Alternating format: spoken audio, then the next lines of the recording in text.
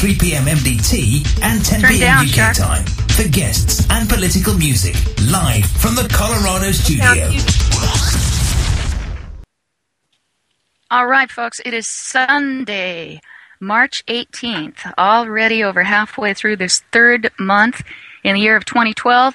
You are with us here on UnitedWeStrike.com as we present Musicians for Freedom, which is simulcast as well at wakenews.net and also on wolfspiritradio.com.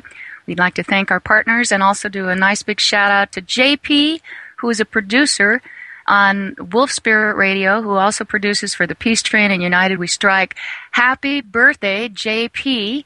And actually, it's a even happier birthday because this is Sharlene Holt, whose birthday was Friday. She is from Musicians for Freedom. So happy birthday, Shar. Happy birthday, JP. And we're going to have a great time today on Musicians for Freedom.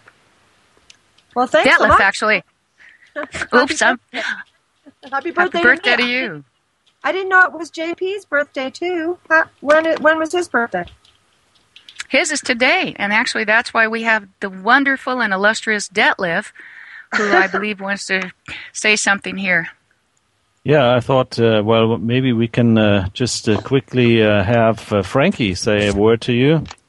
So just stay tuned, and we'll listen to him, what he's going to have to say.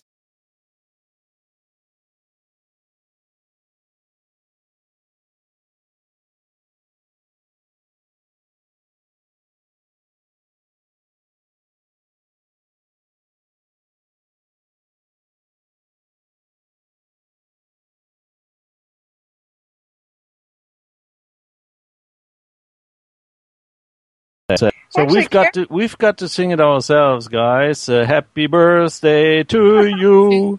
Happy birthday to you. Happy birthday, dear folks. Happy birthday to you. Woo, Detlev! Hey. Yeah.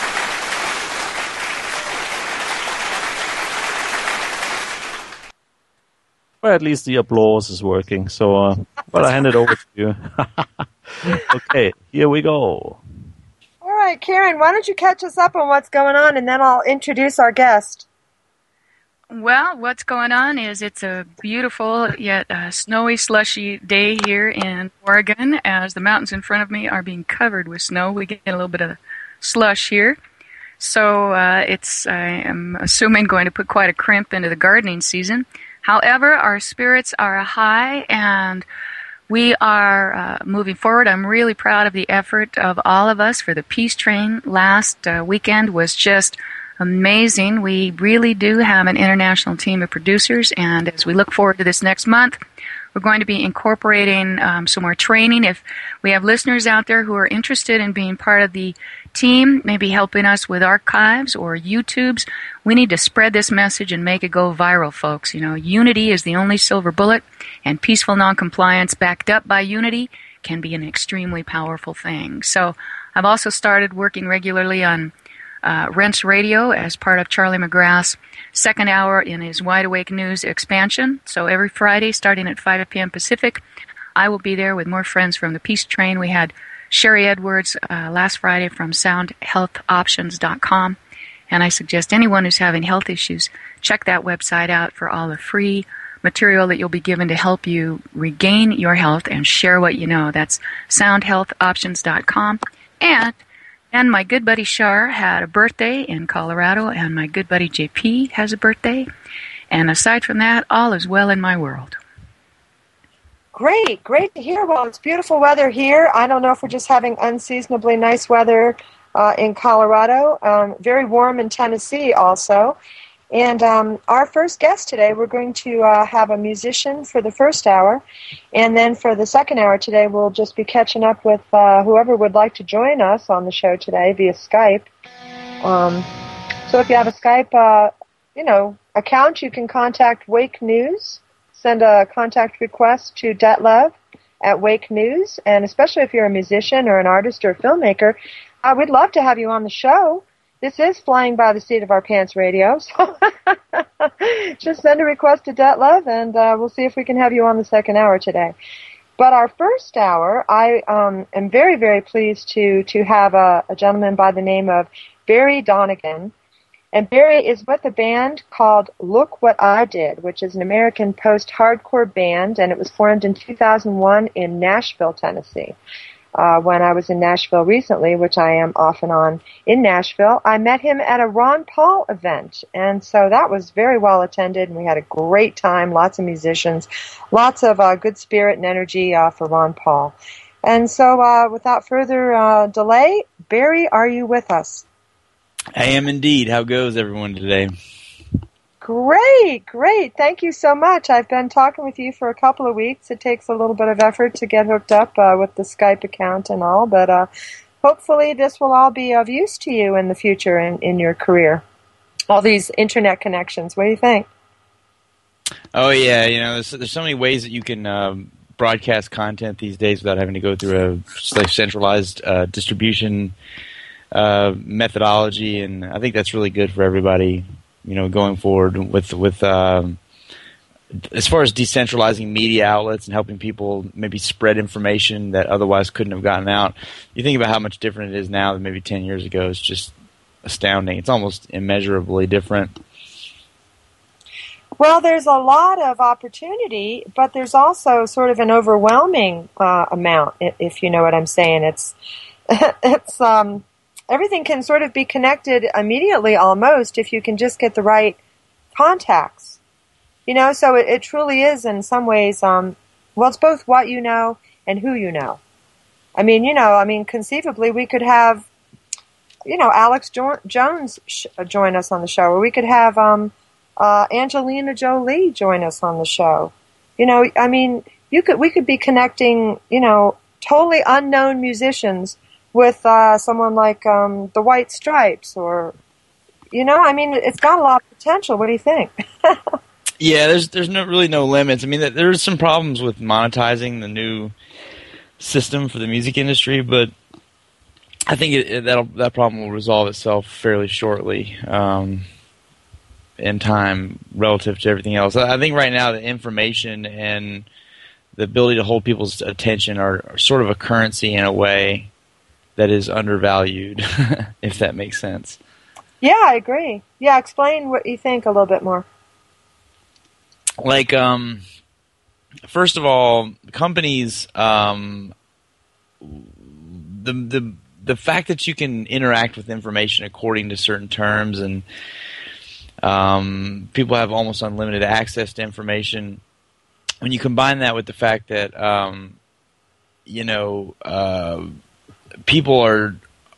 companies need better ways to sort of target out consumers that they know for a fact will purchase their products. And the more you know about users who are, online listening to a certain type of content, you can probably tell the type of things they might buy. Algorithms are getting smarter and smarter at that. So you look at that whole system, eventually this is going to turn into something where music is able to be monetized again.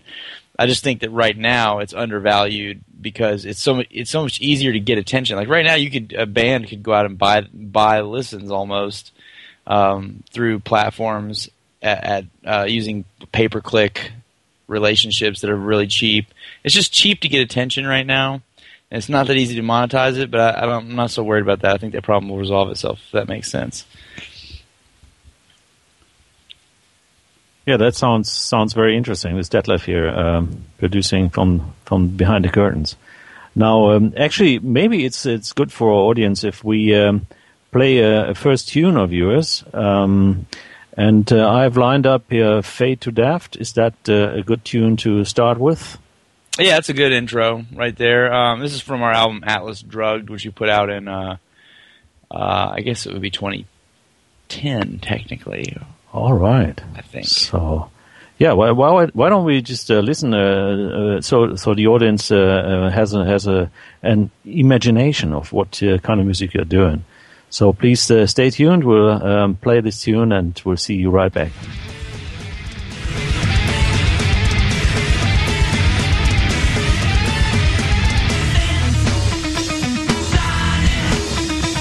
Your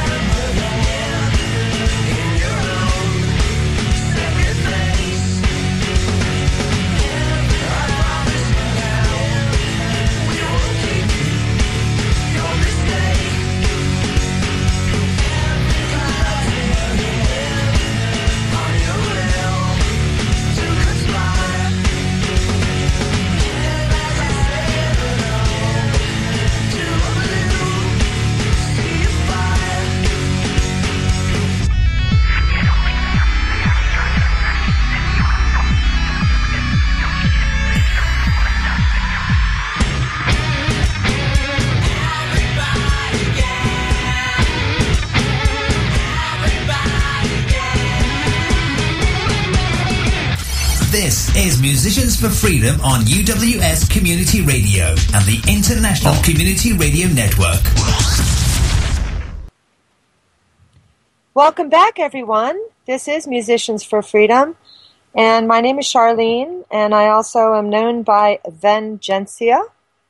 It's Sunday, March 18, 2012, and today we're all joined together by our friend Detlev, who's in Switzerland, and he has a site called wakenews.net. And we're also joined with our friend, the hostess with the mostest, Karen, and she is with United We Strike Radio. Karen, are you there today? I'm here. I'm enjoying myself. It is a beautiful day. I love looking at the snow falling, although it's a little late in the year.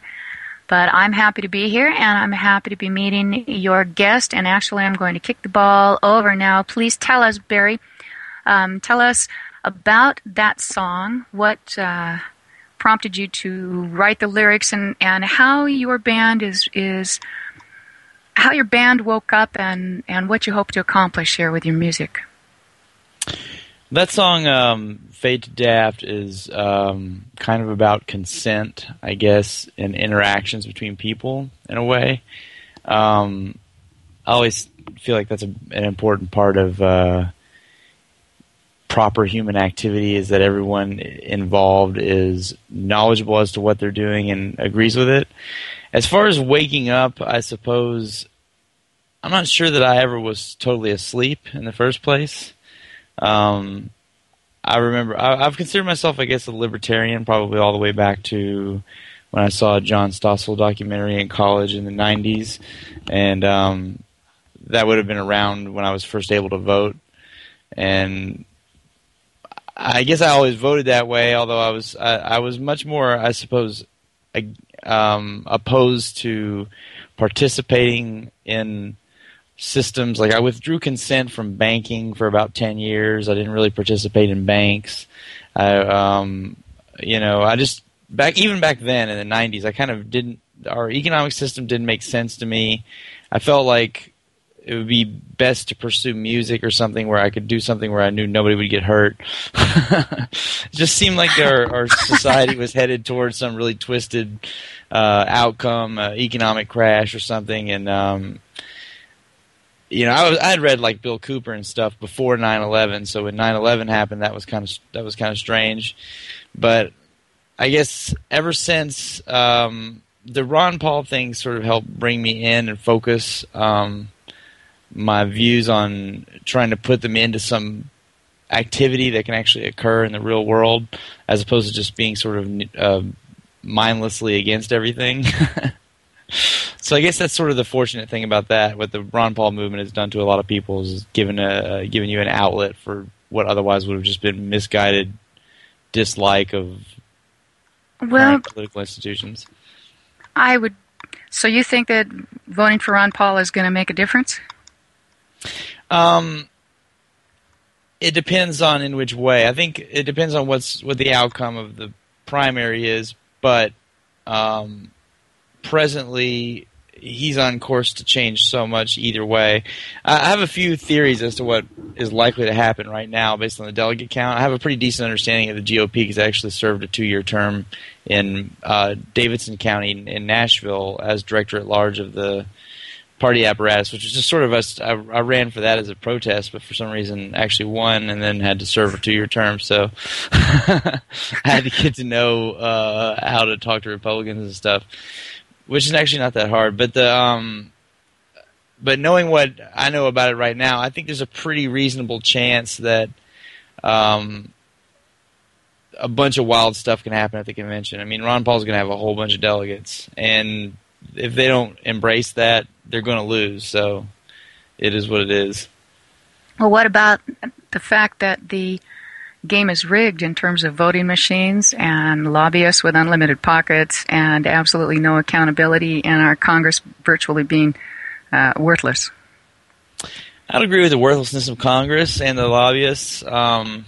That lobbyist industrial complex being sort of a complex animal to break. I refer to that as, in my own local area, as the Chamber of Commerce industrial complex. I think every town has one where the local businesses and the government sort of wind up teaming up, same as they do on the national level and whatnot. But as far as the voting machines and the voting process, I think you may be surprised that in some cases the Ron Paul supporters may control that process. In some cases they're not going to, and of course there's going to be some vote fraud on the margins. But vote fraud functionally is a 3% game on the margins. It's not something you can do 20% vote fraud. You can't vote fraud or use vote fraud to change the results of an election dramatically. And each caucus has different rules, and some of them they have poll watchers. I mean, this is why in a campaign you have poll watchers. You have people that actually go in and make sure that in that precinct. Of course, it's hard to be organized that much, but have you gone to blackboxvoting.org? I have. I'm familiar with his initiatives, and I'm familiar with, and I've been watching everything everybody's been putting out there about the vote fraud currently, and there are some caucuses and precincts where that is happening. But I just feel like the number of it is not going to, like first of all, okay, there's something deeper at play this time, because like 2008 and stuff, there's all rampant vote fraud preventing Ron Paul from accomplishing what he wants to do. This time it's preventing Santorum and Gingrich from what they want to do as well, because ultimately the vote fraud is going in favor of whoever controls the party apparatus. Most of the time they're going in favor of Romney. So in some cases it may not even be on the balance hurting us this time, because it's being done to everybody. But do you think that there's a documentary, have you seen, called Hacking Democracy? Yes, I have. Yeah, I'm not as afraid of only the digital voting machines, and I say this from a standpoint of having to deal with my own election commission here.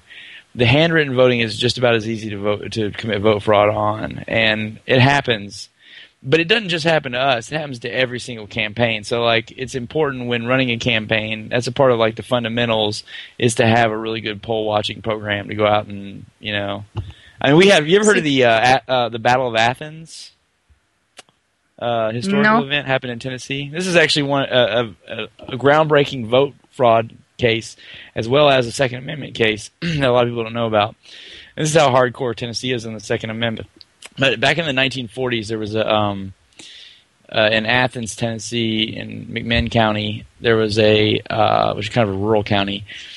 There was a scenario where some veterans came back from World War II, and the local government was passing laws that were basically aimed at picking on the veterans, fining them for kind of agitating things. And they ran for office, and the sheriff actually seized all the voting boxes and counted them in private, shot an African American for trying to vote as a form of intimidation. They shot some of the poll watchers from the other campaign while they were seizing the boxes. So they actually mustered the militia using proper techniques. There's some sort of constitutional provisions that you have to, like, I suppose, announce 2 days in advance in the newspaper or something, and then you have to elect officers to make sure it's not like some random guy's ideas that are going on. But basically, they took the ballot boxes back by force and recounted the votes, and the Tennessee Supreme Court held that it was lawful because when they had stolen the voting boxes, it was a violation of Tennessee state law. So that's pretty interesting. It's worth looking up if you guys haven't checked that out yet.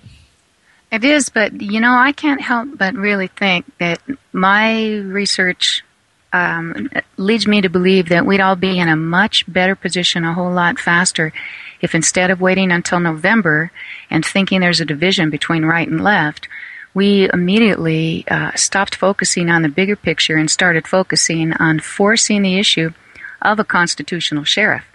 When first through education, through preparation, through people really getting together and then taking action locally, because once and that's why we encourage a strike, the 15th of every month, the corporate economic boycott, but the whole thing is about educating ourselves, preparing ourselves, and resisting tyranny through massive peaceful noncompliance, where we can take action at the same time locally while we starve the beast. Because if we did that, if we turned around next week all across this country and world and made sure that our sheriff, our elected representative actually did represent the people, he could then deputize us, and we could turn around and have the authority and the power to lawfully turn back all the alphabet gangs, the IRS, the CIA, the FBI. We could clean up our world individually. We could all be accountable within our own areas. And I personally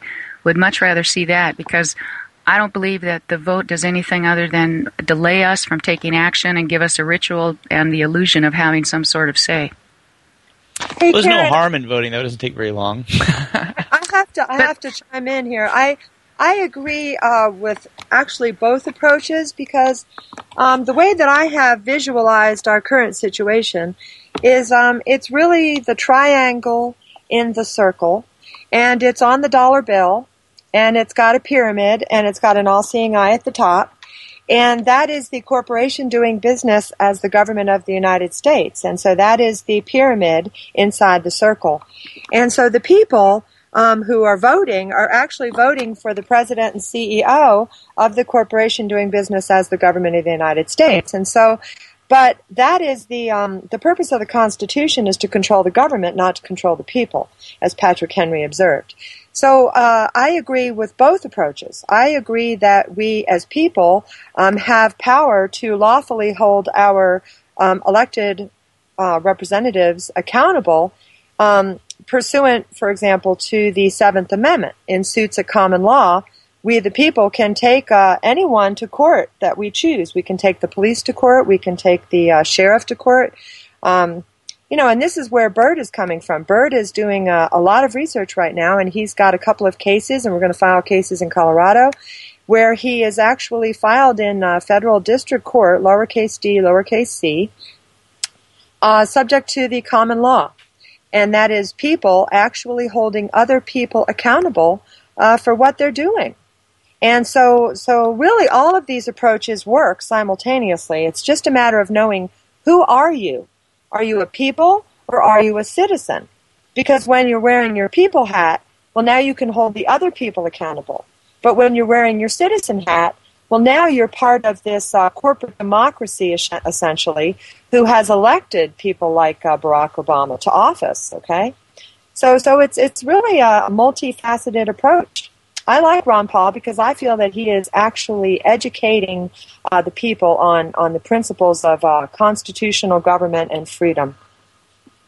How does that work? In some ways, the electoral process, too, like, for example, I live in Tennessee, and, for example, you're talking about constitutional sheriffs. We actually have a constitutional sheriff bill in right now in this legislature, I'm pretty sure. And the language of it is designed, first of all, to block the National Defense Authorization Act, the language of indefinite detention. That's the one good thing you can count on Tennessee's legislature, is that they're quick to nullify something or assert state rights. And another way in which they're doing that is the constitutional sheriff bill. If a federal agent comes into a county and either executes a detention on somebody, or goes in to prosecute even one of those fish and wildlife deals where they've been putting people in, Gibson factory, Gibson guitars, of great relevance to Musicians for Freedom. Gibson Guitars was recently raided. They've had a lot of their material stolen by the federal government with no real explanation as to what they did wrong. The law they violated was, I believe, the Logan Act. I think that's the one, right? The Logan Act. But it's a Fish and Wildlife Game Act, basically, where, like, if any aspect of the wood you're bringing over violates any law in any other country, which in this case it was a labor law requiring that the wood be fully manufactured and completed in India, which is just sort of not the kind of thing you should go to jail for in the United States, is having Gibson guitars made in Gibson Guitar Factory in the United States. That doesn't make any sense that would be a crime. But they basically, this constitutional sheriff's law is designed to make it a kidnapping felony for any federal agent to come in without getting approval from the sheriff and execute any kind of a detention, arrest warrant, or anything. So that's like a major step in the direction that you're actually talking about, which is in the legislature now in Tennessee, which is pretty cool. That's good. Karen, you've talked county sheriff's project, right? Aren't you all behind that sort of thing, right? Yeah, well, because that will be the fastest way, in my opinion, to get things done. Because I also have, for myself, I just have a crisis of conscience even thinking about validating voting, because it's not representative. And Barry, if you haven't watched a documentary called Cywar, it's on the video page at taxfree15.com, where you can hear these guys say that marketing executives say that voting is a marketing exercise. And when you say, well, it doesn't take much time to vote, it does. It takes over a year to get people wound up and give them a hat and please give me some money when they're having problems feeding their own children. And when our misrepresentatives, all of them right now, are treasonous traitors, because we have people living in the streets from a foreclosure gate, which was totally fraudulent, but they've backed up the banks at the expense of the American people, and they're still sitting there, and this is including Ron Paul. And to me, if I were in that position and I had the money that he's got behind him, I would step down, and then I would run from just a grassroots people power. I would have nothing to do with either one of the institutions now that are claiming superiority, because it's the other side of the same coin. And until you get rid of corporate personhood, until you get rid of lobbyists, until you get rid of voting machines, until you get rid of the electoral college, until you get back down to the real values, until you start using our tax dollars for improving our country as opposed to $1 million drones that will kill people on the other side of the world, until you stop making me an accomplice, I have no respect, nor will I join in any way, shape, or form in the illusion of going through the ritual of voting, because in my opinion, it's a sellout. And now you've got a song here called Surf Song, S-E-R-F. Barry, that sounds like it goes right in with what we're... Tell us about that, and then we can hear from that from Detlev. We have a music video on it actually on YouTube, and the music video kind of spoofs MK Ultra a little bit. I mean, not like spoofs, but just sort of is like based on it, like a fake storyline, but to sort of draw attention to that. But yeah, it's sort of about, I guess, serfdom in the modern sense in which it happens. Okay, great. Well, let's hear it, Detlev.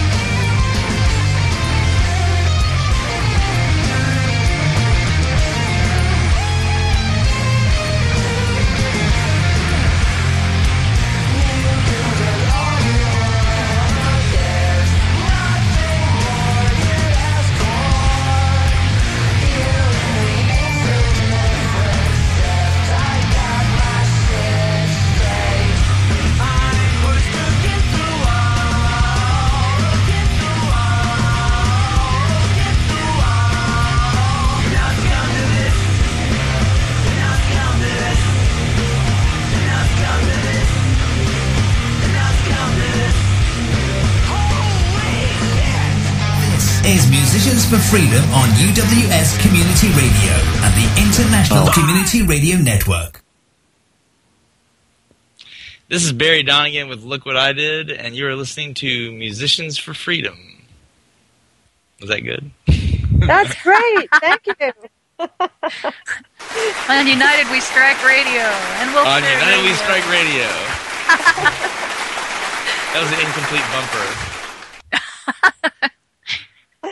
So, Barry, tell us what you're up to lately. Tell us all about where you're gigging, what you're doing. Tell us who's in your band, about your projects. Look What I Did is currently working on a rock opera called Zanzibar 3 Analog Prison.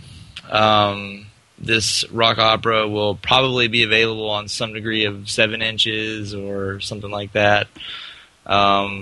It's weird figuring out how to release things these days because, like, you don't know if CDs exist anymore. They kind of don't. Releasing stuff just online isn't really cool enough for fans that want to collect stuff. But we're working on that. The rock opera, it'll be like fully performable for people who might get that decision to do that with a script and whatnot. So we got a couple songs done with that are on our YouTube channel, which you can find at youtube.com/lookwhatidid, as well as music videos from our last album, Atlas Drugged, which we're still pushing that one. So we've mainly been focused on writing lately more than playing out, though we do keep our eyes open for good tour opportunities all the time because that's always good to do. We've toured the U.S. about probably 12 times, which we started doing on our own. Eventually we started getting to open up on other people's tours, and that was a cool opportunity. But, you know, lately it's been more about writing, I would say, because we need to get that finished. Right. Well, how many people are in your band? Tell us about your band. 5. As of right now, the lineup consists of, as of these days, rather, because we've had other lineups in the past. But Aaron Skeet Childress, he plays guitar. Chris Bradley plays guitar now. He used to play bass for us back in the day. Jake Oman is our drummer, and Tyrone Coughlin on bass. That is our squadron, as it be now. We also formerly had members such as Colby Shea and our old drummer Miles McPherson, who plays with Kelly Clarkson right now these days. Who also had a little splash with the Ron Paul crowd a few weeks back on Twitter or something, if I recall, in the news. I don't remember. So are your bandmates Ron Paul fans? I mean, how does the political juices run there? Some are. It varies between being libertarian or being fairly disinterested, but nobody that's on another side, if that makes sense. Well, we're all on the side of freedom. I think, sometimes, well, not all of us are on the side of freedom, actually, but I think sometimes we just don't know how to actually get together, Yeah, there's so many different ways. It's kind of like earlier when you were talking about withdrawing consent from voting, which I understand people who take that route. My only concern with that line of thinking is that if people were going to go back to the common law stuff, and if they were going to enforce that, and if you had the ability through some sort of militia movement or something to actually defend yourself and de facto prove that you have the power to resist certain things. But we're granted that power. So if we really take it back, then we change things individually, and we know that we have the right to defend ourselves. A year after the war with King George for our independence, when we were heavily indebted to him, our friend Charles Irwin of AmericanFreedomBooks.com did the research and found that a year after that, when we were heavily in debt to King George, he sent over 100 legal advisors. So it took us out of natural law and common sense and natural rights. And if you have a crime, you have a victim. And my rights end where yours begin. And it tied us all to legal statutes and pieces of paper, which all go back to the crown. And so if we are to take our world back, then I believe that it does need to start within. And the idea of refusing to to participate in a ritual that is a rigged game, to me, sends a very powerful message that the best ways that we can change this is in our own individual homes first, our minds, our hearts, our homes, our neighbors, our families, our community. You know, that's where we change it. But if we don't stop the people who have access to the guns, but not from doing the things that they're doing, then de facto we still are consenting. Like, even if you don't go vote, and if the apparatus that people vote for, other people do vote, and it's enough to where the apparatus still functions, and the apparatus still will come and enforce itself on you no matter what you choose to do, then I just kind of see it as an all-of-the-above strategy. Like, you can withdraw consent from institutions you don't agree with while still voting. You can even withdraw consent from the government while still voting, in my opinion. You can just vote under duress. You talked about guns and get the guns away from the people. Well, actually, if the people were armed, if we grew up knowing how to handle a gun, not only would we be able to defend ourselves, but we would not have the craziness, because we would have other people who had the conceal and carry, who would be perfectly capable of taking down a lone gunman instead of giving away all of our power, waiting until the military shows up who take orders from the bankers. Oh, don't get me wrong there. I agree with you. And Tennessee, for example, is hardcore on the Second Amendment, so everybody carries here, so... Then we should be able to protect ourselves. Well, Karen, it's both. Yeah, once again, it's both. I mean, just picture the pyramid and the circle. And so what we have, it's two sides of a coin, okay? And like Jesus said, he said, render unto Caesar what is Caesar's, and unto God what is God's. And the problem, as I have researched, is that we have what's called people corporatehood. So the problem is not corporate personhood. The problem is people corporatehood. So what has to happen is people have to have our rights as people, and we exercise those rights pursuant to the Seventh Amendment, the common law. We have all of those rights in place. But what we have been persuaded to do is to attempt to defend our rights with the voting. And so you do not defend rights with voting. The only thing that voting does is voting controls the government. So the purpose of the Constitution is to control the government. And so the people are not subject to statute. Listen, let's be sure we understand that when they make a statutory law like that says that the people can't own a gun, that is an illegal law. It's unlawful. Okay? And so what people have to do is to stop believing that we are subject to unconstitutional statutory law. The purpose of the legal law is to control the government, and it's never been to control the people. The people are absolutely free. The people are free to do anything we want to, as long as we don't hurt anyone. But they have persuaded us through the mainstream media and the propaganda to believe that the state's statutes in your local state are pertinent to people. They are not. They're only enforceable against the government's own employees. It is a massive propaganda problem. It is, but the corporate personhood is also a huge issue there, Shar, because they are able to escape from being accountable due to their twisting of the personhood clause, which enables them to sneak away and get rights over regular people. I mean, the whole system is screwed up, and right now, voting may originally have been set up to give the illusion of power. I'm starting to think that we never, ever had a choice. We've never been free from England or the Queen or the tyranny, and now we're just starting to wake up and grasp a bigger picture of how we are all connected intrinsically and through that divine creative source. But we also definitely have to get over thinking that our lives must be contained within legislation written in someone's book that has nothing to do with honor or justice or peace. And so to me, the illusion of voting is playing the ritual in a rigged game, and I refuse to condone a rigged game, because I'd rather be in a whole other ballpark creating a game locally that will sustain us. Because when you talk about these people in Washington, well, they go home. They live in neighborhoods just like you and I. There are people right next door to them who know the criminals in their own neighborhood. Now, can we get them if we go on Washington? No. Can we get them in their own neighborhoods and cities and towns with a constitutional sheriff? You bet we can. And we could do that type of action all across this country at the same time and have a much greater effect, in my opinion. Well, what's wrong with both? What's wrong with both? I mean, why can't we do both at the same time? Well, my only concern with doing that is that we know beyond a shadow of a doubt that lobbyists have unlimited funding. We know that it's a rigged game. So to me, it's a choice about if you want to, okay. But me personally, when I see that there is a rigged game, when I know within myself that this is a rigged game, I will not march up there and give it the illusion of having any kind of power. Plus, it takes away.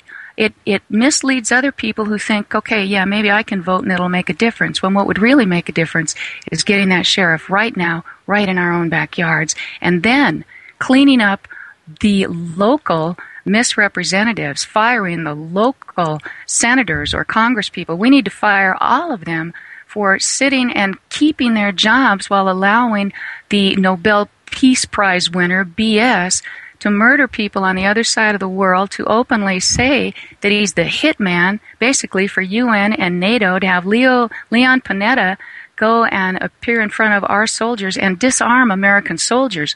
The treason is so high.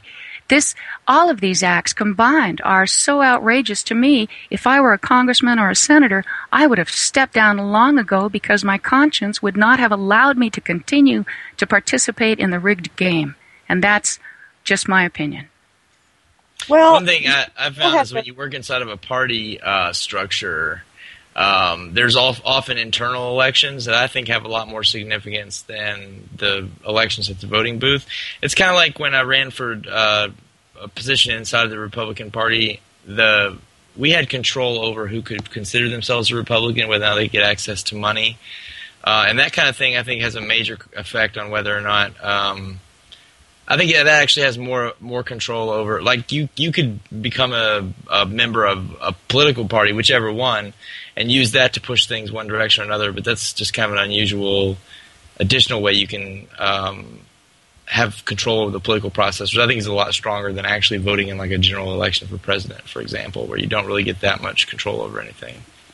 Well, we see that it's Burt says, Karen, that the problem is, like once again, the only thing that I like about Ron Paul is that he's educating folks as to, freedom and the Constitution. Because Burt says as soon as he gets the job of president and CEO of the de facto corporation, then he will have his bosses are the banksters and the Federal Reserve and the IMF and the World Bank. So then how is he going to do anything? How can he actually fire his bosses? I mean, he can't fire his bosses when he goes to work for them. What do you think of that, Barry? Well, pragmatically, there are sometimes limits on how fast you can change a machine like that without it rejecting you, spitting you out, and then attempting to reverse whatever changes you just made. So obviously, like if Ron Paul becomes president, he will be disliked by people like us because once you get the U.S. federal government is probably the largest organization in the history of the world. It has so many employees that if you even just intended to fire every single one of them, you'd probably have to at least review them and look at each position and figure out what they're called and such. And it would probably take you the whole 4-year term to fire everybody in it. Because that's a great idea. I love it. But if we're going local, it cuts down on the time and everything. If we go local, they live in our neighborhoods. They live in our towns. And when you see that our world is being destroyed every day through the geoengineering, through chemicals that are dropping on us from the sky, that are proven to be dropping on us from the sky. They don't want us saying chemtrails, so okay, let's say geoengineering or solar radiation management. Well, what chemicals are used? Barium, aluminum, strontium. What's in our water? Fluoride. What's that good for? Mind control and calcification of the pineal gland, which is the third eye, which is the spiritual center of people. How about all these toxins in the vaccines? How about the people showing up with RFID chips after they've gone to the dentist? How about the people in the military who are chipped without their knowledge or consent? All of this is so huge that when we talk about change and real change, we need to get simple. We need clean air, clean water, healthy food, self-sufficient neighborhoods, and love. We have to love ourselves enough to stop being manipulated. And that's why I still am sticking to my guns on, I believe, that if the 14th and the 15th of the month, if the 15th of every month, if we start a 3-day, our peace train next month starts the 13th of April, the 13th and 14th and 15th. Think about how powerful it would be if all across this country nobody shopped in a Walmart. Nobody went banking unless they were pulling their money out of a mainstream bank. Nobody did any shopping unless it was local to a mom and pop. They bartered. They grew their vegetables, and they started learning about who the sheriff was and what power they really had right in their own backyard, over their own land, over their own home. You want to stop being foreclosed on? Get that sheriff on board, because he can tell the IRS and the foreclosure and the CIA, all the alphabet gangs, he can turn around. You're tired of volunteering every month, every year, every paycheck to spend 60 cents out of your dollars on drones that murder people instead of the technology that would heal our planet? The military madness right now that is absolutely criminal. In my opinion, it's time for all of us to stop and take a deep breath and get on the same page and say no more. Oh, totally agree, Karen. And I just did the Voodoo Dolls of the Elite Part 3. And you can find that on YouTube. And it talks about the IRS fraud. The whole idea that they ask you on the IRS forms, excuse me, whether or not you are a U.S. person. And they ask you to sign and agree to be a U.S. person, which is a non-living entity. It's a corporation. It's a trust account. I mean, it's ridiculous. In the Declaration of Independence, because I've seen the argument recently that corporate personhood exists, but human personhood doesn't exist, that human beings are described in the Declaration of Independence differently as something like people rather than as being persons. Do you understand that? Do you understand what I mean by that? Totally. That's my whole approach. I've been doing videos and I've been writing articles, and Burt and I have been absolutely right there. That is the crux, the heart of it. It has to do with each of us. We are all men and women and flesh and blood people, and we are not corporations. And the only way they have any control over us via statutes, okay, or the IRS, or anything, even in a courtroom, it's all when we represent ourselves as a corporation. So when you hire an attorney, for example, you are having representation, correct? Representing. So the whole point of representing is to present yourself as a corporation that now the government controls. The government only controls what it creates.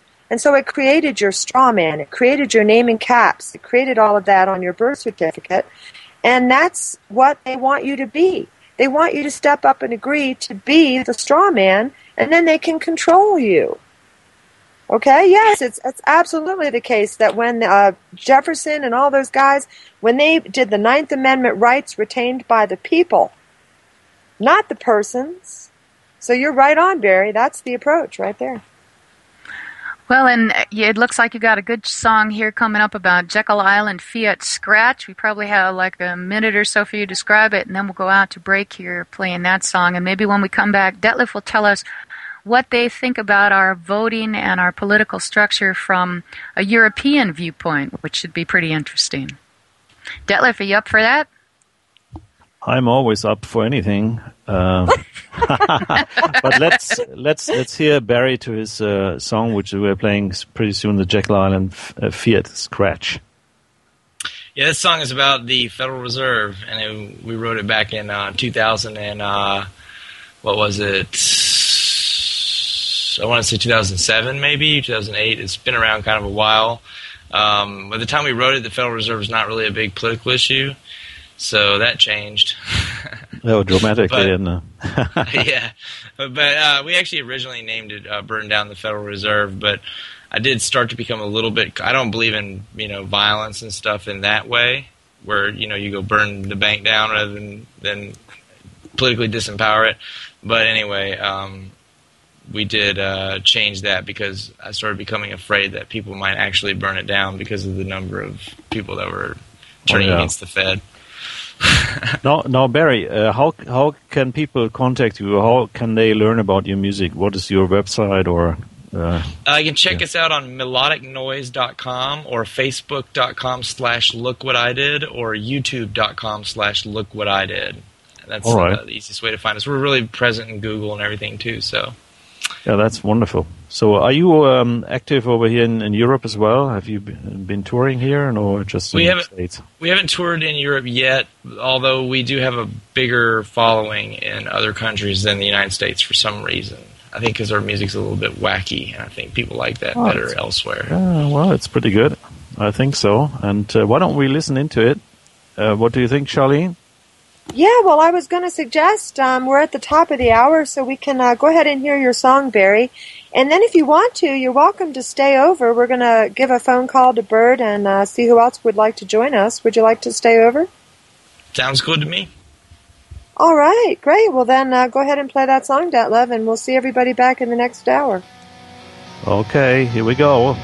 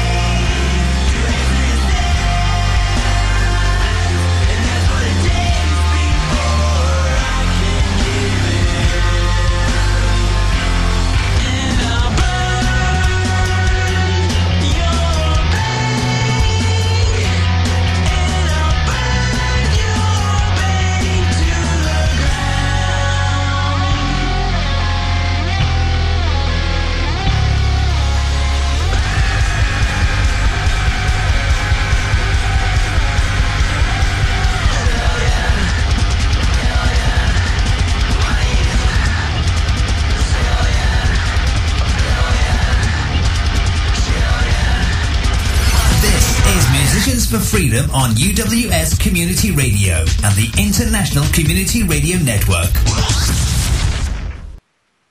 Hi, this is Detlev of Wake News Radio here, and I'm producing today's show of Musicians for Freedom here from Switzerland. And Karen was so kind to ask me a few questions, which I'd like to, I'd like to answer quickly, because obviously I'm not an American. So, I'm looking at it from an outside point of view. And therefore I will not get into the internal discussions about voting frauds and so forth. That's another issue. But I thought it was pretty interesting what Barry said in the first hour. And I would like to address this because I just read that the DHS, Department of Homeland Security, for those who don't know what that means, just ordered 450 million rounds of .40 ammunition. So that's their answer to what they expect is going to come soon to the U.S. And there's another issue which I thought also, being pretty interesting. Obama agency rules Pepsi's use of aborted fetal cells in soft drinks constitutes ordinary business operations. So you've got cannibalism in the U.S. So what should I actually answer to your question, Karen? Well, what do the Europeans think? When you're over there and you're hearing people in coffee shops talking about the business with Ron Paul and all the rest of it, what do they really think of Americans and how we're handling our current situation and who we are in the world? Well, 98% of the people over here actually would say that what they read or listen to in the matrix media. So everything's controlled over here as well. So Obama's a nice guy, Haven't heard about cannibalism of him, and haven't received any information about what is going on in the U.S. So only 2 to 5% of the people actually have woken up over here and could critically judge on what is going on in the States. Most people don't even know the candidates,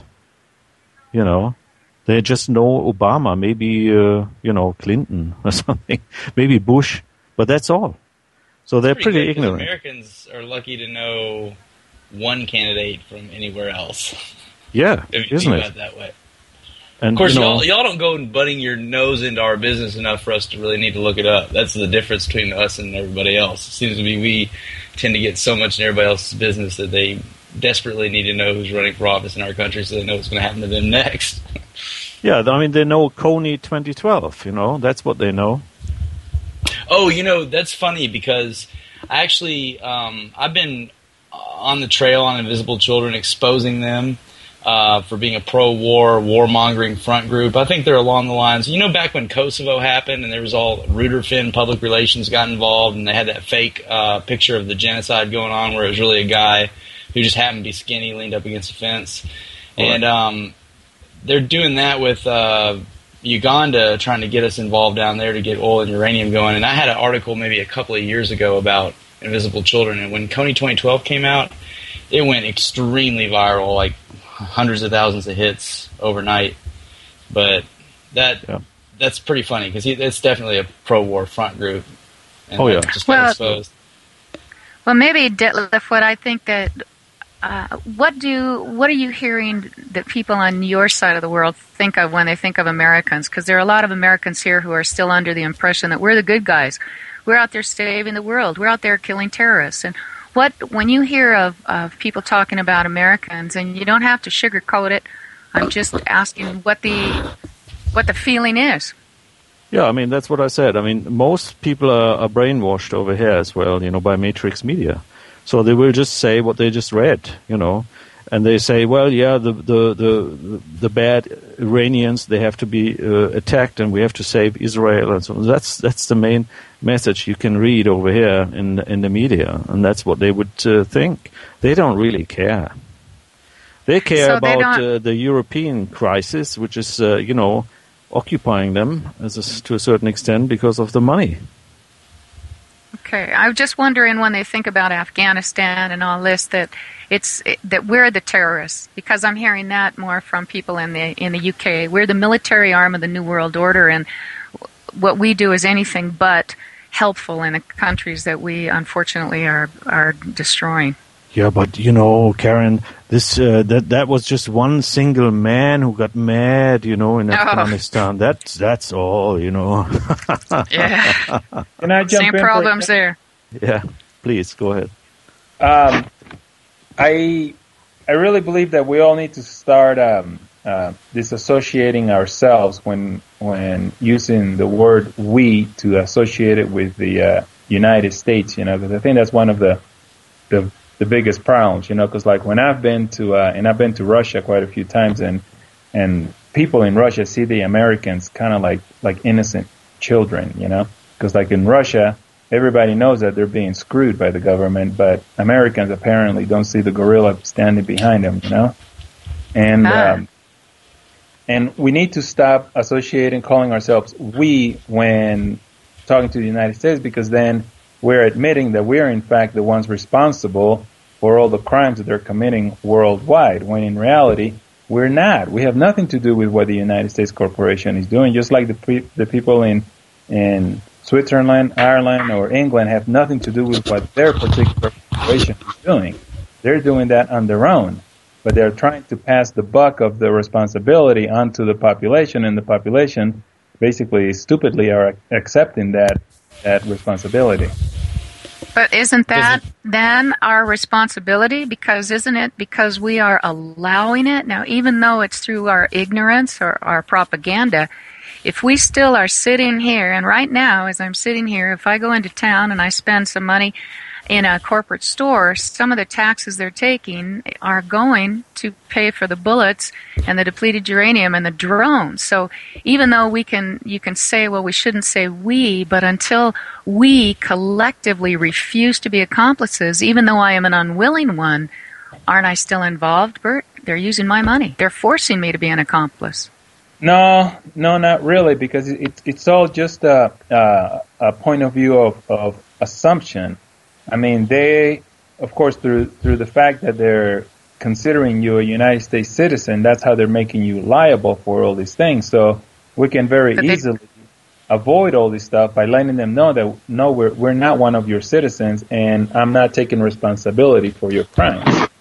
Okay, I get you. And this is where the paperwork. All right, then continue telling us the paperwork so we can extricate ourselves, because I personally find it absolutely reprehensible that they're using my money in such heinous crimes, and that the majority, though, of the American people, whether or not they choose to act childish and refuse to see the corruption, I mean, every day it's so in our face. And apparently, though, it must get worse, because the ongoing BP Gulf disaster doesn't stop us from saying, hey, we're not going to work until you clean up the Gulf, until you get BP out of here, or we're not going to go to work or send our children to school until you replace this man in office who has no authority to start sending our people to war in other parts of the world. You've got no authority to be chipping us. You've got no authority to be doing all these things that they're doing. So, all right, Burt, so how do we get out of this mess?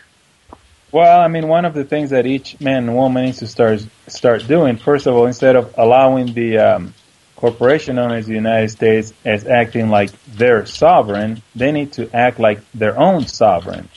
And they need to make that declaration to the world.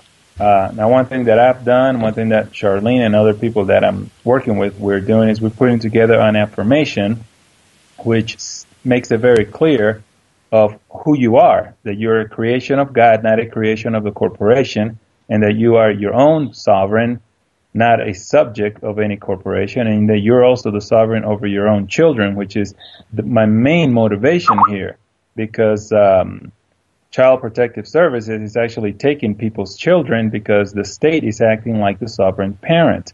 And there is no paperwork, and you have to remember, these corporations only respond to things that they have on paper, okay? And when you put this affirmation together and you have it notarized, now it becomes an affidavit of fact, an affidavit of truth, and they have to respect it, And that's one of the first steps to start separating yourself from that fictional entity that they are piling on all kinds of responsibility.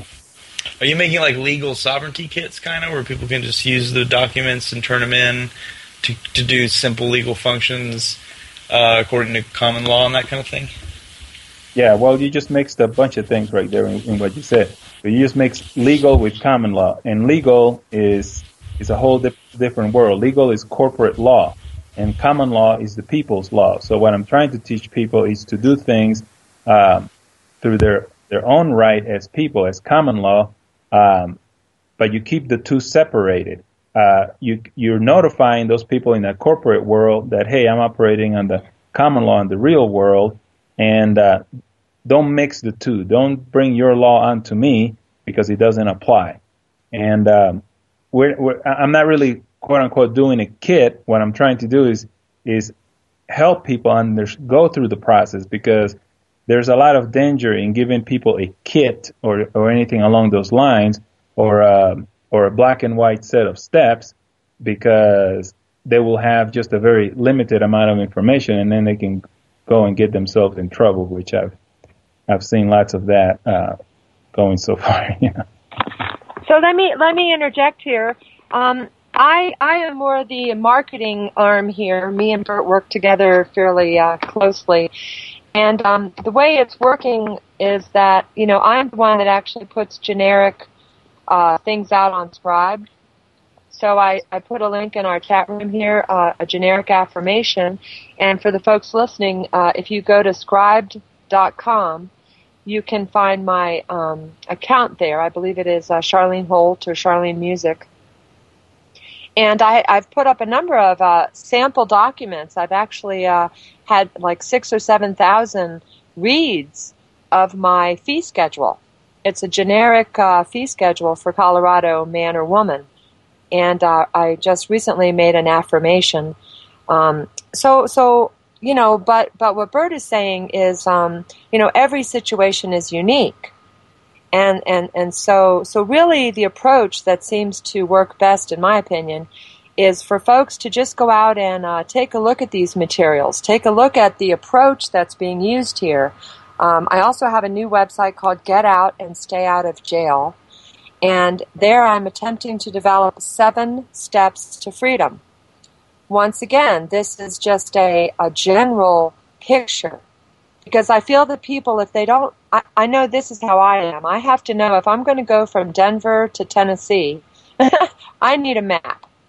I like to look it up. I like to plot out, how many miles is it? I want to find out where are the hotels, where are the restaurants, how much will it cost me in gas to get there? And that's what Get Out and Stay Out of Jail is all about.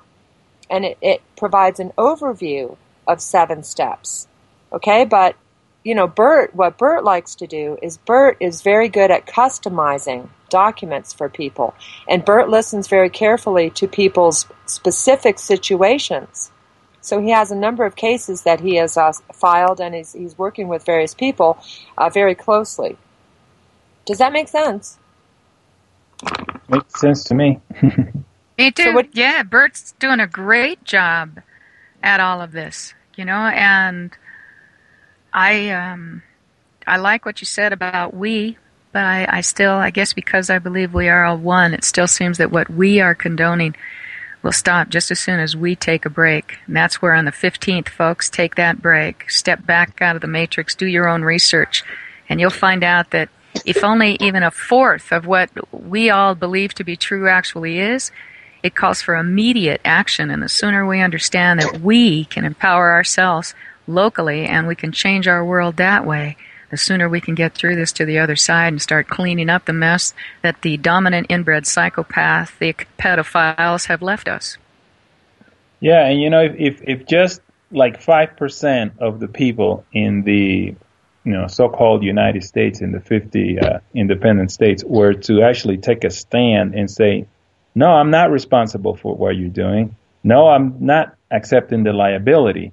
Just that 5% is actually going to lower the credibility of that United States corporation, because everything they do is based on the assumption that we are taking liability for it. So imagine if 50% of the people here said, no, I'm not responsible for your BS. That means the United States corporation would have absolutely no credibility in the world. They will not be able to make deals with all these other countries to create war, to create more debt, and all these kind of things. And we would actually become free just by getting rid of our liability that they're putting on top of us unwillingly. Yeah, and it can be easy. We're just tied to think that we've got to get somebody's permission to bust a move. And that's not true. We have permission automatically. We are here. Freedom, life, liberty, property is all available. We all deserve a house. Just by being here, we all deserve freedom. And if we start focusing on our own lives instead of running around like little puppets obeying other people who totally have proven time and time again that they do not represent us. They represent the lobbyists. They represent their own power. They represent the corporate structure. Man, we watched a great movie called The Greatest Movie Ever Sold this weekend by the same man, I think Merlin Spurlock, who did Super Size Me. And if you haven't seen that one, it's awesome. Get the movie, The Greatest Movie Ever Sold, and look into all the corporations and the sponsoring, and then step back and you'll understand how we are not free. And those of us who are living in the cities are bombarded on every level imaginable with the propaganda from the media, over $200 billion a year. Flashing, vote, do this, do that, do everything that takes you away from your centeredness, from your core, and from that divine connection that once we start tapping into, and we all have an opportunity to do that, we can rise to the occasion of becoming the heroes of our own lives without having to hand it over to anybody else. We'll know what to do because it will begin to come naturally. Yeah, and this is the thing, is that this whole system that we're involved in fact, is insanity. Okay, once you begin to understand it, you begin to realize that it's like living in a giant psychiatric ward, and you're one of the patients. The inmates, yeah. Yeah, you're one of the That's inmates. very true. Yeah, in the psych ward, and all the nurses and the people running it, they're the so-called government. And whenever you stand up and you're like, wait a minute, I'm not crazy, they're like, yes, you are, sir. You need to go back in that corner, take a little bit more of that drug, and then your mind will be set straight, And here's some electrical shock therapy. Yeah, well, they could give you shock therapy, by throwing you in jail or whatever. Well, they did on 9/11. They gave us all shock therapy, and then they gave us the answers, and they told us to not believe our own eyes, to not believe what we knew about fire, to not believe what we knew to be true. From just seeing that, that was a big shock therapy. And then they all say, we have to protect you. Here's a Patriot Act waiting in the wings, but don't connect the two. Yeah, and the part that I no longer basically fight this, because if someone doesn't want to see any of the facts, I don't go out of my way to make them see it. I only try to communicate with those who want to hear, who are ready to be unplugged, but a lot of the people that are not ready to be unplugged, you're not gonna get them to unplug because their insanity is so real that you're not going to convince them otherwise, unless they get thrown into the mud and swallow a little bit of that mud. Then they're going to begin to see the reality. Because I'm working with people now that thought everything that I'm talking about is pure insanity until they got in there and realized that their version of reality was in fact the real insanity. Well, it's an insane system, though. I mean, we are, when you really get down to it, we are being run, the world is being run by a small group of dominant, inbred, psychopathic pedophiles who practice satanic rituals. The fact that children go missing every year is no coincidence. It's a very unfortunate, sad, horrific truth. Look it up, folks. Prove me wrong. I would love to be wrong on this one. But there are underground places below the Vatican, Bohemian Grove. There are human sacrifices going on. CPS is a child procurement agency, a child prostitution ring. You see them taking children out of their homes. No one has the right to take your child from you. No one. Unless you are standing over there beating your child, which is not the case. And sometimes the children need a good, swift slap on the bottom. I mean, it's not fun, but it wakes you up, Karen, and there is authority. Karen, the deal is, what they do is the legal system deals with your person, and it doesn't deal with your people. So the only reason that they take children is because people have registered the real live baby and created the straw man naming caps the fiction. And now that is who the government social services is attempting to exercise control over. And so people have to wake up to the idea that people are only pursuant to the common law, and that people, men and women, have rights over their own children. Okay, but what happens is that the man and woman, they get married and they go and they get a marriage license from the state. They have now invited the government into their bedroom. Then when there is a baby, which is the product of that marriage, well, now the government automatically assumes responsibility and takes possession of the baby. So the solution is so obvious, just stop participating in the government system. Yeah, and then let me say another point about this Child Protective Services, that if people just start spreading this thing out, this will really wake up people. All these Child Protective Services work under the Department of Health and Human Services, which is a department under who? The President of the United States. So it's another executive agency that under the direction of the President is taking people's children. So it doesn't matter who is the President of the United States, they are all directly taking people's children. So that should put a little bit of light into people's head that, regardless of who you voted for, a Republican or a Democrat, they are all involved in taking people's children because they are acting as the sovereign parent of the children. And those children are our most prized possessions. They are our future.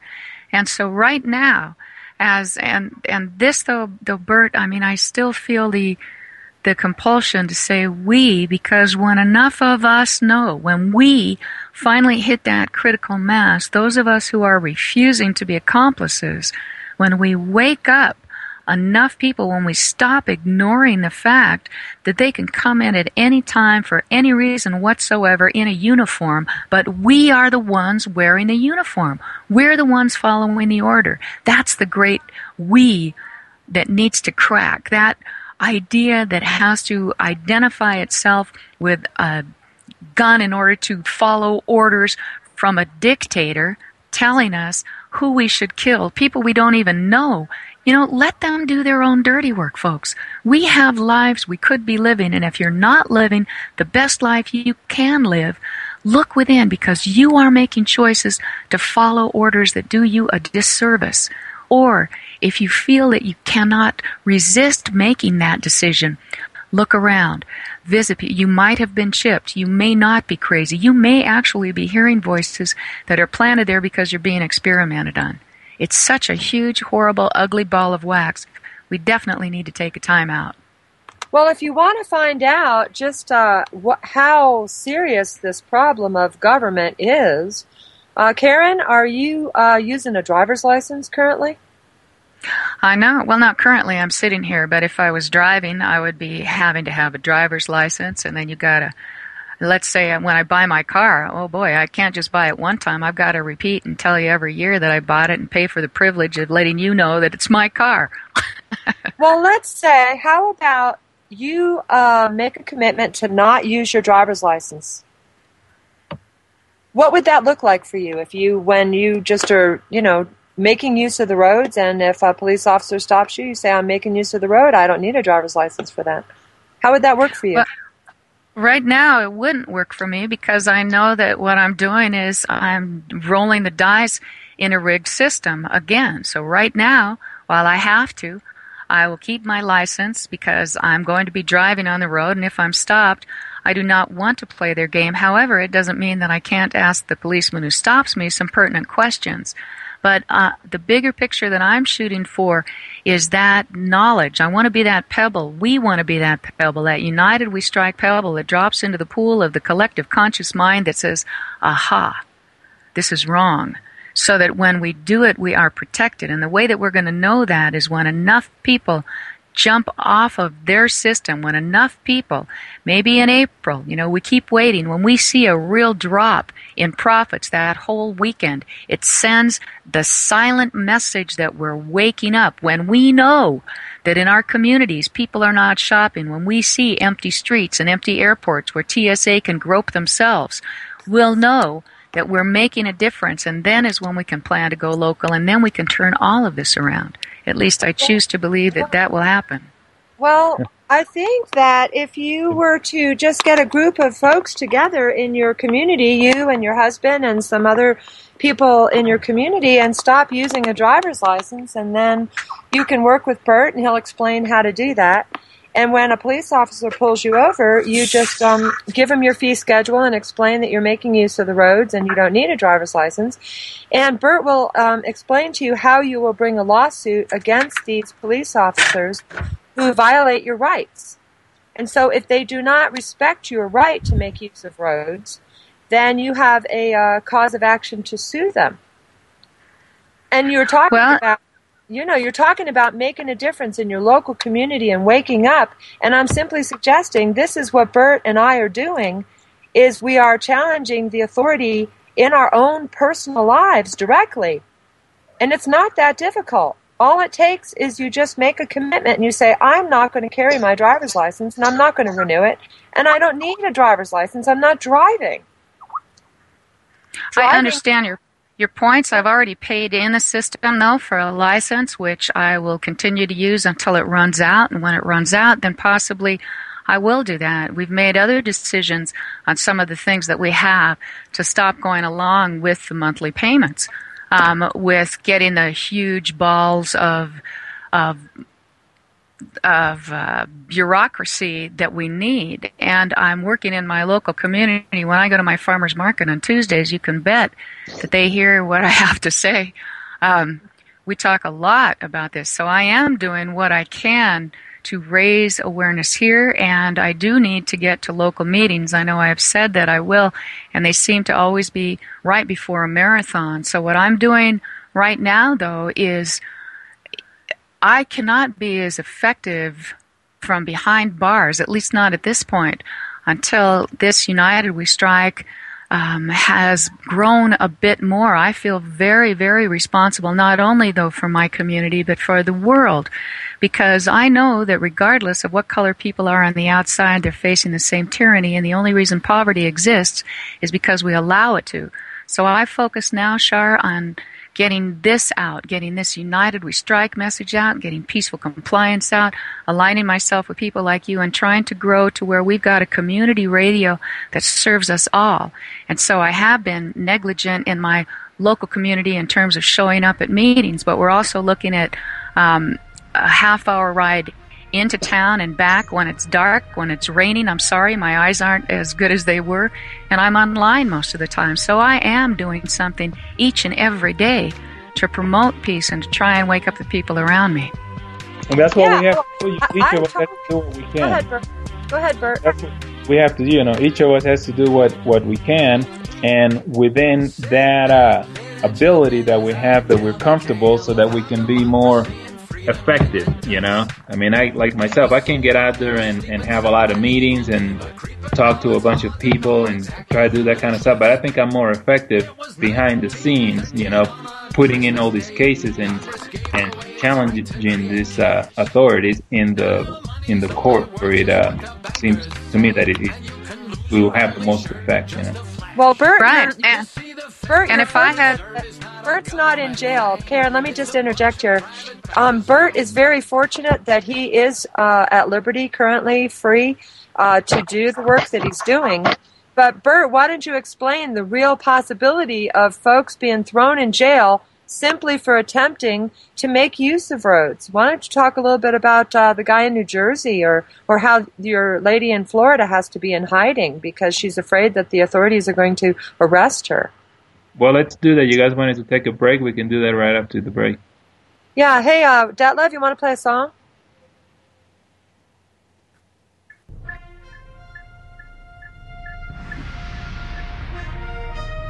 My favorite song.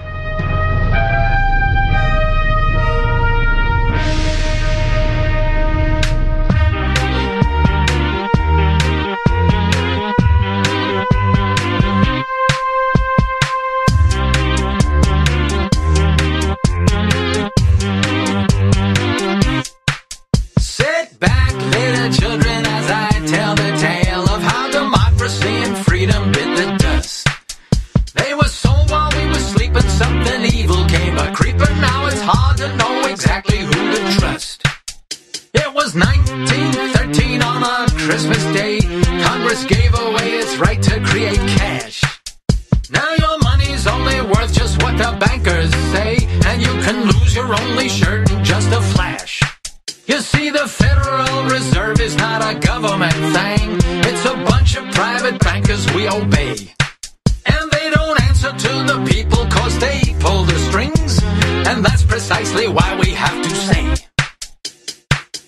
hey, hey, hey, hey, the Fed. Now, not too long ago, there was a president who tried. He was about to stick it to the lousy Fed. He made some legal tender, silver-backed in all its splendor. It's unfortunate he ended up dead. Clinton, Bush, Barack Obama, Carter, Reagan, and McCain. We argue who's the best until we drop. But whoever is elected, it all comes out the same till we see that it's the Fed we need to stop. Hey, hey, hey, hey. The Fed. Hey, hey, hey, hey. The Fed. We need a president with balls, no matter white or black or female. Someone more than just another talking head. They have to stand up for our rights. They better read the Constitution when they hear the people cry, the Fed. So tell your children's children, if we're still around to tell, how depressions were created by a few. How the people lived and suffered while the candidates debated till the people knew exactly what to do. Yeah. Hey, hey, hey, hey. The Fed. Hey, hey, hey, hey. The Fed.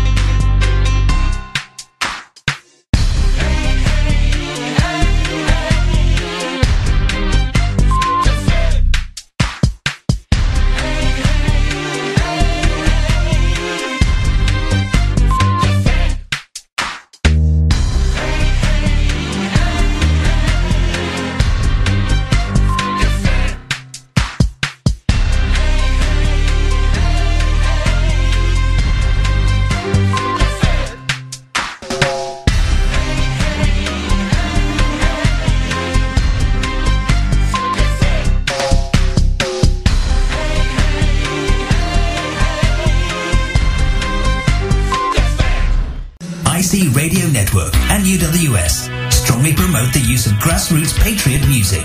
Please drop us a line and we'll play your music. Thanks. At the tone. All right, please we're back with we're back with Musicians for Freedom here on Sunday, the 18th, and we've just been talking about the real world, which most of us don't see because we don't think in terms of the way that it's all set up. We're not able to grasp just how evil this system truly is.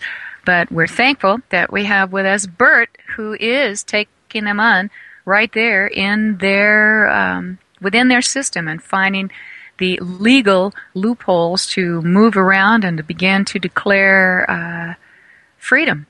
So, Burt, you were going to continue kind of talking along those lines before we went to that lovely song. Yeah, that was excellent. I like that a lot. I thought you would. Yeah. But to clarify something is, I'm not really looking for legal loopholes or doing anything along those lines. Actually, what I'm doing is I'm trying to establish the rights that we already have given to us by common law, by God, by the Bible, by whatever source you want to basically quote as common law, in order to fight off these people who are trying to take our rights away. And one example that I wanted to to give is that there's one fella that wants me to help him. He was thrown in jail for 2 weeks, related to being on the road, trying to exercise his right to travel. And this guy is one of those who understood very clearly that these people don't have any authority over him, and he refused to consent. I mean, he objected, denied consent, and basically told them he did not understand any of their BS they were trying to put on him.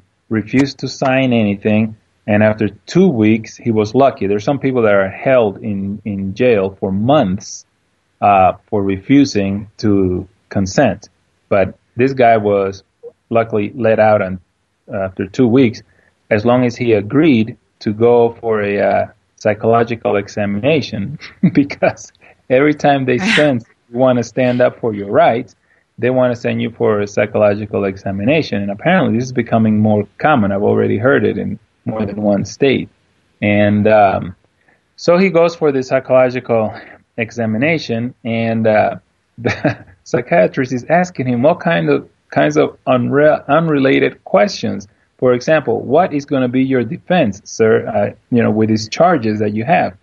Why would the psychiatrist care about it? That's a legal question. That's unrelated to psychiatry, And he says, well, I can't answer that. If I tell you that, you're going to put it in your report, and the prosecutor is going to know what my defense is. I can't give you that. And she says, well, you must be suffering from really extreme case of paranoia, And so now she's classifying the guy as extreme paranoia.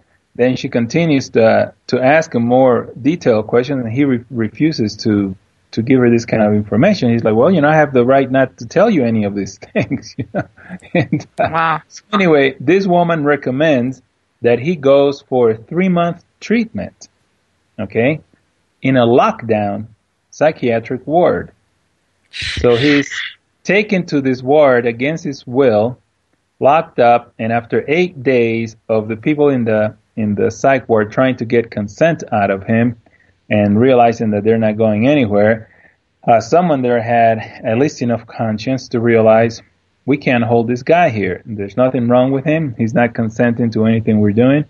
We're not going to continue to hold him. So after 8 days, he was let out.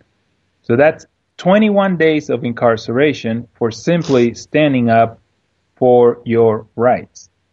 And then he tried suing them, and he actually tried taking it to district court, which is the same court that I'm fighting some of these battles. But he did it from the wrong point of view.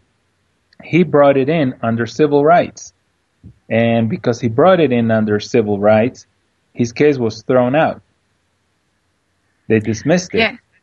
And that's so crazy. And, it's so crazy. And so, I think that I can be much more valuable here trying to get people to understand, to band together. Because also, Burt, what do you think would have happened in a case like that if all the people who lived in that particular city or location showed up at his courtroom? That's the kind of local action that is really important. And that's the kind, if I hear of a case down here, that's when, it's time to put down the speakers and turn off the computer and go downtown here. And I'm perfectly willing to do that once we know that we're even being hurt, that we're making a difference. But I'm also working really hard to get us to crack that nut of thinking we have to pay allegiance to this whole entire system, which is very messed up. Now, Burt, go ahead. Well, this is what I was going to say, that we're kind of like in a very unique point in history right now, as far as not just the United States, but all the other countries across the world. Because here in the U.S., okay, if you were to read the U.S. Code where it talks about the Homeland Security and all that, their ultimate goal is to be able to bring all the police agencies around any particular municipality within a matter of minutes, because they are anticipating basically exactly what you just talked about, but people taking up arms and joining together and establishing their their rights, because at some point it's going to come down to that, because the degree of injustice going on out there is so huge that people are going to feel like their only way to stand up for their rights is for them to go up to the court with guns or whatever. And you know, Sharlene can tell you they have all kinds of practices that they're doing around the metro area, where they're bringing all these municipalities together, and the goal is to bring them within minutes, you know, to wherever the particular rebellion or whatever they want to call it is going on. So we need to educate, which is exactly what you're trying to do, and we need to educate the police, because these people are supposed to be our brothers, our sisters, our husbands, you know, whoever. These people must understand what it is that's going down, you know, because they're being used as a tool against their own family, and Exactly. and they cannot allow that. You know, so more of us need to get educated on what the truth is, so that we can prevent this. Because once these whole areas are militarized, you know, it might be too late. You know. Yeah, we have a unique opportunity right now, Burt. You are right on. And Karen, the point I was trying to make is that if you want to just call attention just among your friends and the people you know and everything, you know, just try driving without a driver's license. The whole idea of it, and I'm not suggesting that you do that, I'm suggesting that you exercise a thought exercise, if you will, where you basically just consider you have a right to make use of roads. You have a right to have your own car.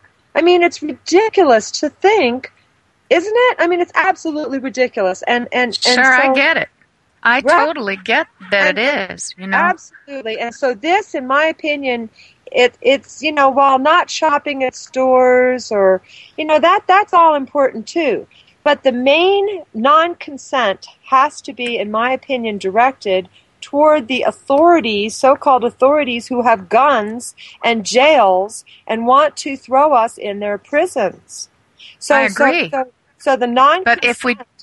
I do, but if we do it at the same time, Shar, when we're taking action, we're all taking action on the 15th. We're all taking action locally. Well, I agree. Then we've got something. I just want to call attention to also include, when you're talking, because you're very eloquent, is be sure to include these ideas that we don't need a license to drive our car. We're not in commerce. We're simply making use of the roads.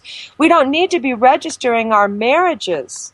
We don't need to be registering our babies. Do you understand what I'm saying? I totally get it, Shar. I totally get it. I do have a friend who doesn't have a driver's license. And the act of simply driving, though, without one is nothing until you're actually stopped for something. And then, you know, it depends on what you're stopped for. Right now, while we're in the system, you know, unfortunately, I do have some credit card debt that I was kind of forced to get into. And would I love to be able to tell people right now, yes, stop paying all of your bills? You bet I would.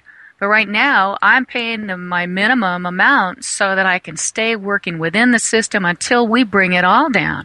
And then what I'm hoping for is a total erasure of all debt, all across the planet, of getting rid of that. There are a lot of things where we're not free. We have never been free. This book that I started reading, too, called The Age of Manipulation, talks about propaganda. And it's an amazing look into what goes on behind the scenes at the subliminal levels and everything else. I mean, we are not free. We are so far from being free. Here's a little quote from it. Most of us are constantly pressured to change our behaviors. As consumers, we are endlessly enticed by advertisers to buy products, brands, and services in their merciless pursuit of our discretionary incomes. As voters, we are incessantly persuaded and hounded toward some point of view by politicians who compete for power over our lives and profits for their sponsors. And that's the bottom line with voting, you know. We're competing and politicians are competing for power over our lives and profits for their sponsors. And as social and ethical beings, we are bombarded by religions and ideological zealots of countless persuasions to become their true believers and their generous and obedient slaves. We have to wake up on many, many levels. But the first thing is education. Education, preparation, and then, Shar, the boycotts at the same time. Imagine how powerful that would be. They cannot cover every single county sheriff's office because we're the ones who put on the uniforms who are protecting those offices. And tyranny shows up at the doorstep in a uniform. Also, it's organizing chaos. You know, they want us to be chaotic. They don't want us to get that power. So if we actually stayed home, we can change our world a lot more quickly than we've been led to believe.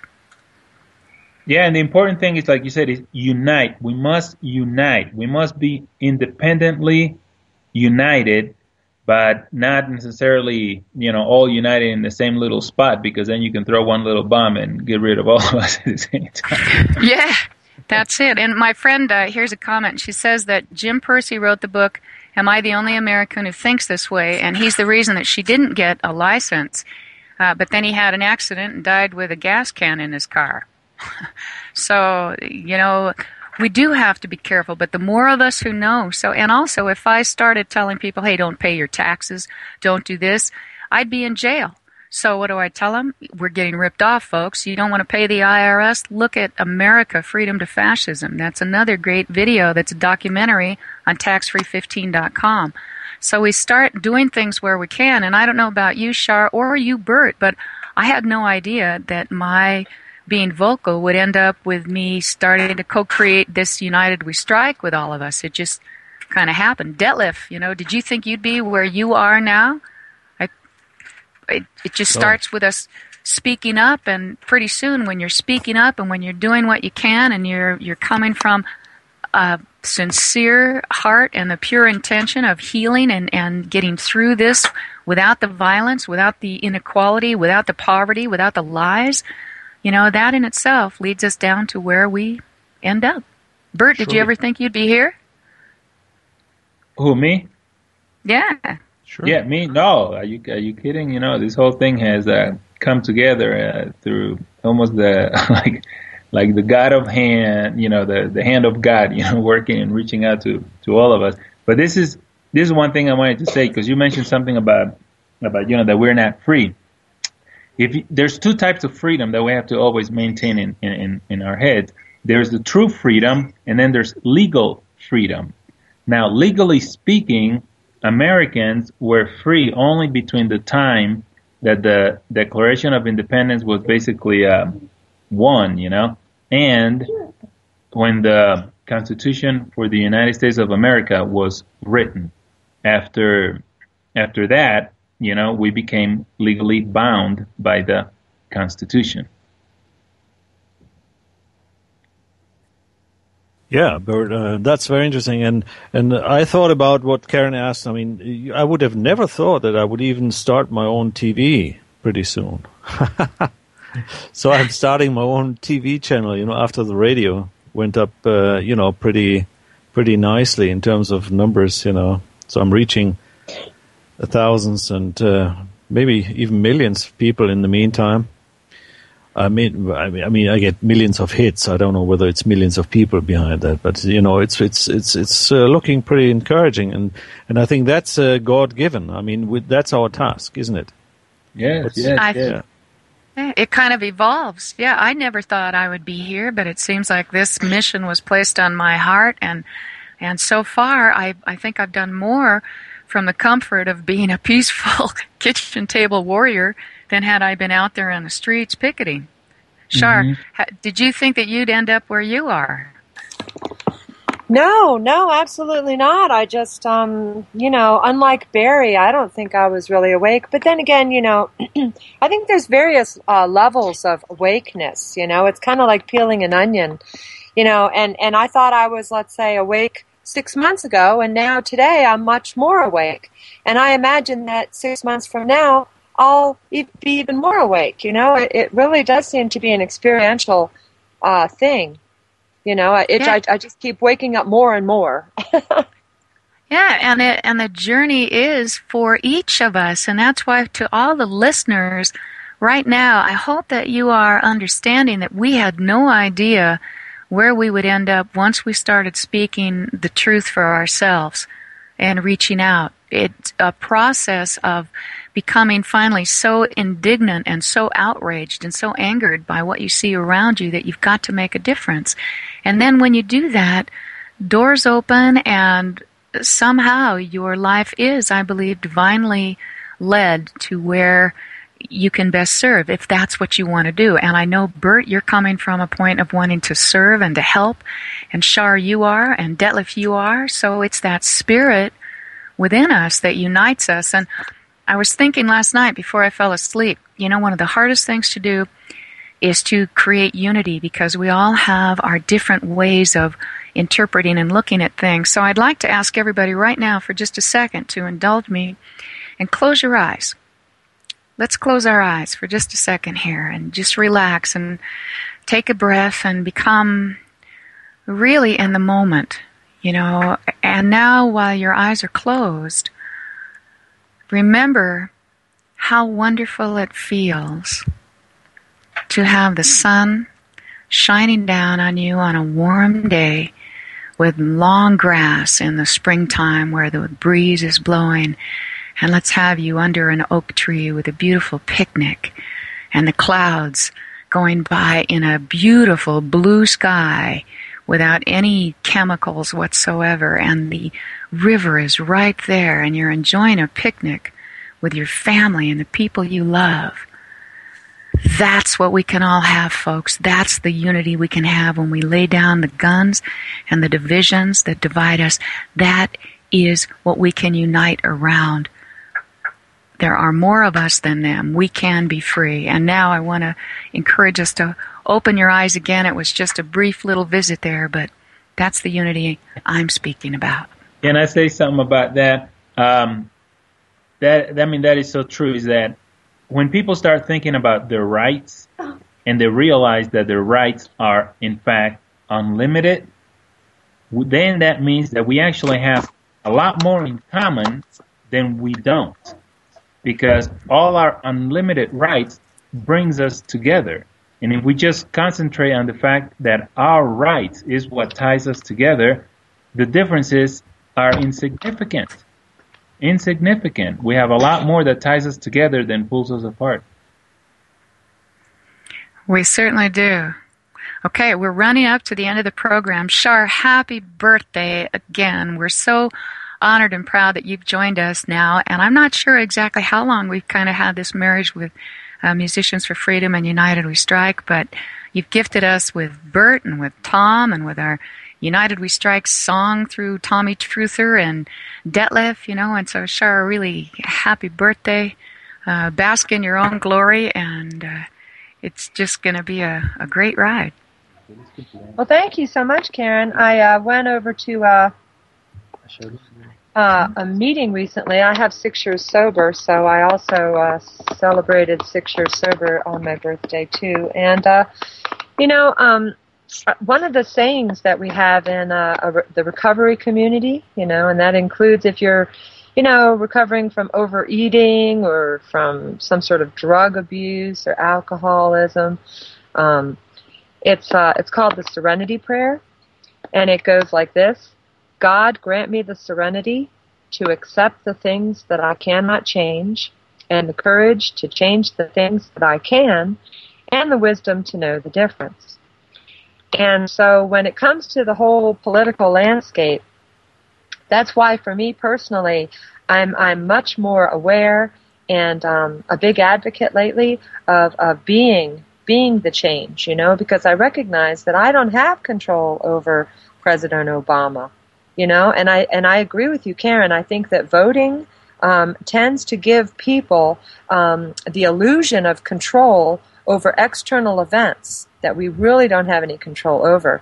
And so by focusing with Burt on my own situation, on being free myself, by throwing away that driver's license and filing my affirmation and my fee schedule and getting ready to file the lawsuit, against the police and the municipalities and the folks that would take my freedom from me.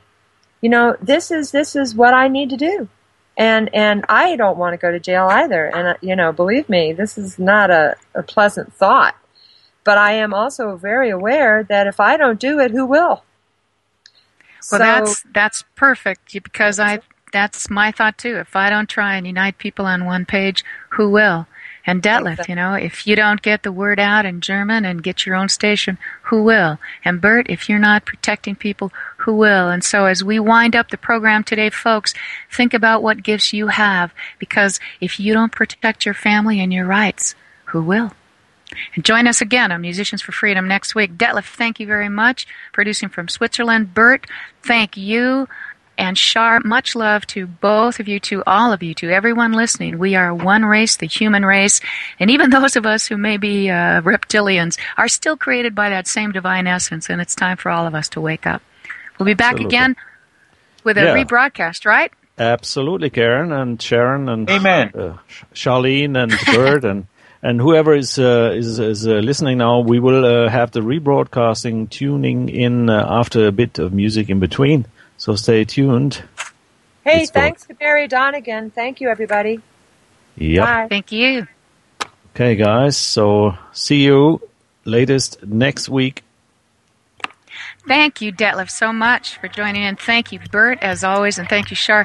And Shar, it doesn't mean that I'm not going to be filing paperwork. It's just right now I need to get this stuff.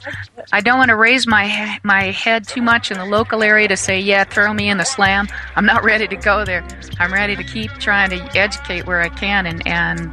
Oh, absolutely. I don't advocate anybody go to jail. It's just the idea, though. I guess what I'm trying to say is people don't even realize how much we're enslaved because they've never even tried to drive without a driver's license.